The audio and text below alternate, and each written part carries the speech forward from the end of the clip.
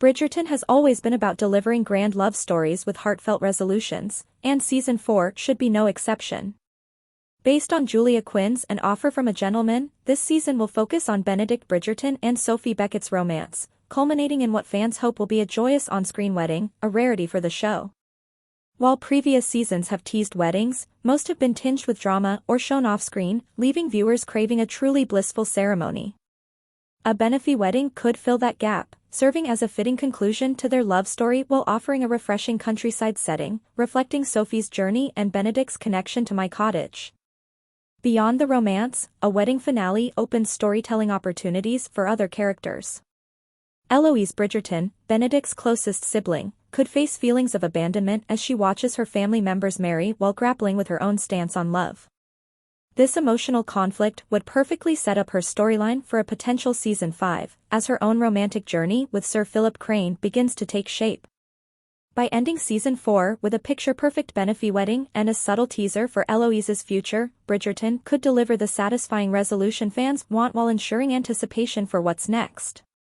Bridgerton Season 4 should end with a Benophie wedding. Everyone loves a good love story, right? Well, it's certainly something the team at Shondaland recognizes, if their wildly popular Regency romance series Bridgerton is any indication. The hit Netflix show, based on the novels of the same name by Julia Quinn, is in the midst of filming its 4th season and will be hosting an exclusive fan event this upcoming Valentine's Day, boasting the tagline, Season of Love. The live Q&A session, intended to promote the eventual 4th season, will feature Season 4 leads Yaren. Sophie Beck, updated from Beckett, in Quinn's book to reflect S. Korean heritage, and Luke Thompson, Benedict Bridgerton, alongside showrunner Jess Brownell. Bridgerton gained worldwide attention when it first premiered on Christmas Day in 2020, with a season starring Phoebe Dynevor, Daphne Bridgerton, and Regé-Jean Page, Simon Bassett. In the years since, the show has remained one of Netflix's most viewed series, likely in part due to its constantly shifting focus. Each season showcases a new Bridgerton sibling, while still remaining committed to telling a classic love story each time. An essential component of any great romance tale is the happily ever after, and one of the best ways to represent this is with a wedding. In Quinn's 3rd Bridgerton novel, An Offer from a Gentleman, Benedict and Sophie, dubbed a Benophie, end the book, spoiler, newly engaged, but there's no wedding to read about. The epilogue jumps forward several years past the unseen nuptials. When their story gets adapted for Bridgerton's 4th season, I'd love for their wedding to actually take place on screen.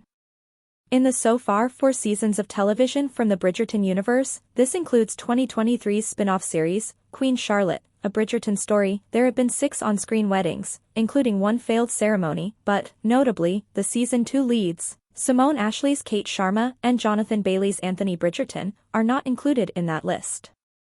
Anthony almost marries Kate's sister, Edwina Charithra Chundran, in a pivotal mid-season moment, but fans never get to witness the endgame couple tie the knot themselves. To rub salt in the wound, when Kate and Anthony, dubbed Canthony, briefly return in Season 3, their off-screen ceremony receives a few minor mentions.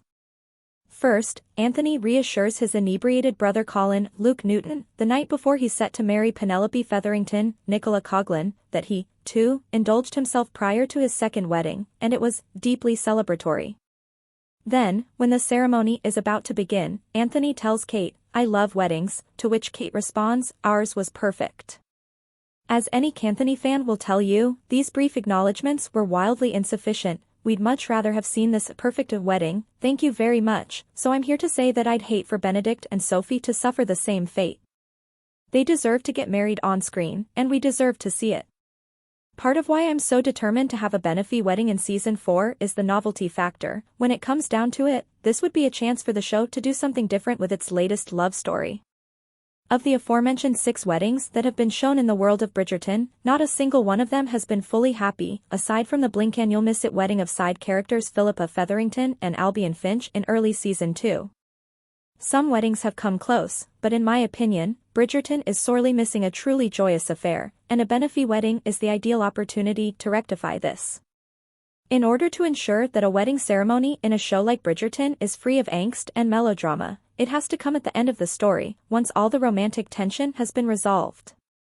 This fits with Benophie's story, since, unlike some of the other couples in Quinn's series, they never experience any sort of third-act breakup. As per an offer from a gentleman, Benedict and Sophie only get together for real at the very end of the book, so it would be relatively straightforward to translate this same structure to their season 4 romance and end the season with a happy wedding.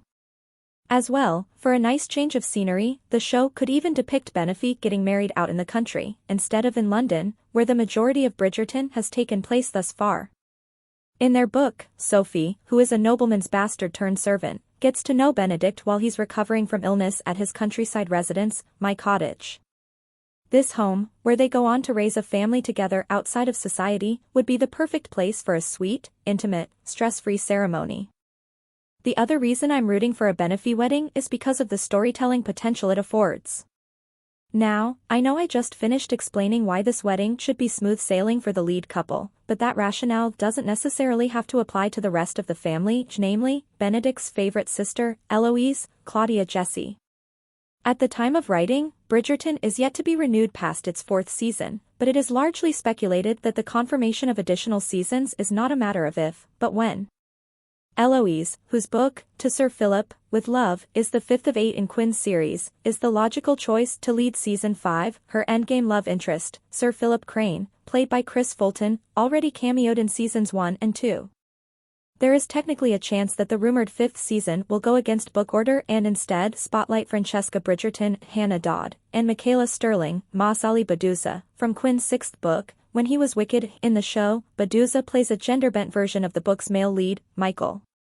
It wouldn't be the first time the show strayed from book order. Penelope and Colin's love story, Romancing Mr. Bridgerton, is actually the 4th book in the series, despite being the focus of Season 3 of Bridgerton. However, there are some compelling narrative reasons why Eloise and Philip are the more suitable Season 5 focus, the main one being that Eloise's love story should immediately follow Benedict's, and, without getting into spoilers, Francesca's story takes more time.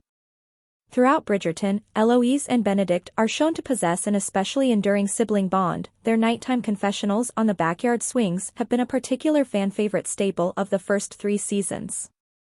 This is somewhat of an adjustment from the books, in which Eloise is arguably closer to Colin, but it fits the world of the show, where her and Benedict's shared feelings of being outsiders are more heavily emphasized. More so than any other character, Eloise is also vehemently against the notion of marriage, a belief that gets challenged when her best friend, Penelope, marries Colin in Season 3. In Romancing Mr. Bridgerton, Eloise actually ends up leaving Penelope and Colin's wedding early to run off to meet Philip at Romney Hall, his countryside estate. It's revealed in her book that she's been exchanging letters with a man she's never actually met.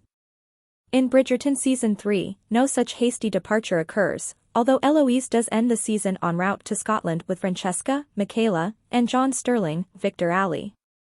Contributing to Eloise's desire to run away is Philip's offer of his hand in marriage, which Eloise is inclined to accept upon feeling left behind by her best friend and her closest brother. Eloise is also several years older than her show counterpart at this point.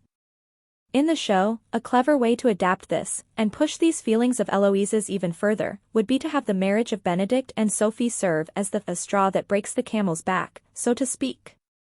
In the show, Eloise will be the final remaining unmarried adult sibling once Benedict ties the knot with Sophie, so the pressure to move out of her mother's house will already be present.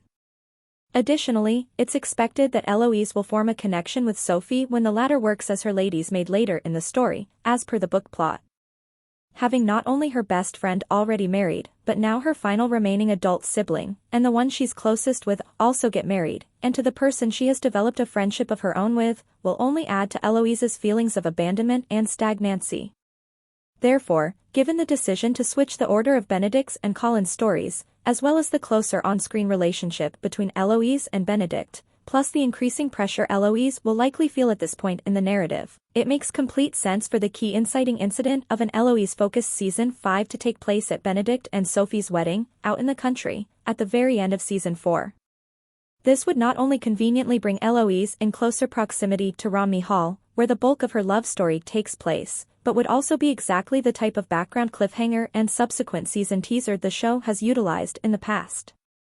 At the end of Season 1, after having his heart broken by his mistress, Sienna, Sabrina Bartlett, Anthony proclaims that his pursuit of a viscountess will not include love. Removing it from all romantic relations shall make me all the better for it, he informs Simon and Daphne. Of course, the arrival of Kate in Season 2 subsequently foils this plan, to great romantic and dramatic effect. In the Season 2 finale, Colin loudly declares to a group of lords that he would never dream of courting Penelope Featherington, not in their wildest fantasies, a sentiment that Penelope unfortunately overhears. Just like his older brother, Colin's words come back to haunt him in Season 3, when he ends up wanting nothing more than to be with the very girl he publicly dismissed a year prior. In both of these instances, the hint of a future major plotline for a current supporting character doesn't at all detract from the main couple's romantic resolution. By extension, it's safe to assume that a final shot of Eloise sneaking away from Benophie's wedding to tee up her storyline with Philip wouldn't interfere with the happy celebration I'm envisioning for the end of Season 4. If anything, it would help clarify that she is, in fact, the next season's lead. By comparison, Benedict wasn't officially confirmed as the Season 4 lead until a month or so after Season 3 Part 2 aired in June of 2024, and I'd personally love to avoid a similar period of unnecessary speculation once Season 4 releases. Finally, given that Eloise is likely going to be making her return from Scotland at the start of Season 4, in the Season 3 finale, she promises Benedict she'll come back in time for their mother's masquerade ball the following year. What better way for the season finale to mirror the season premiere than to end on Eloise's unexpected departure? Long story short, a happy Benophie wedding would be the perfect way to close out Season 4, while also expertly setting up Eloise for Season 5.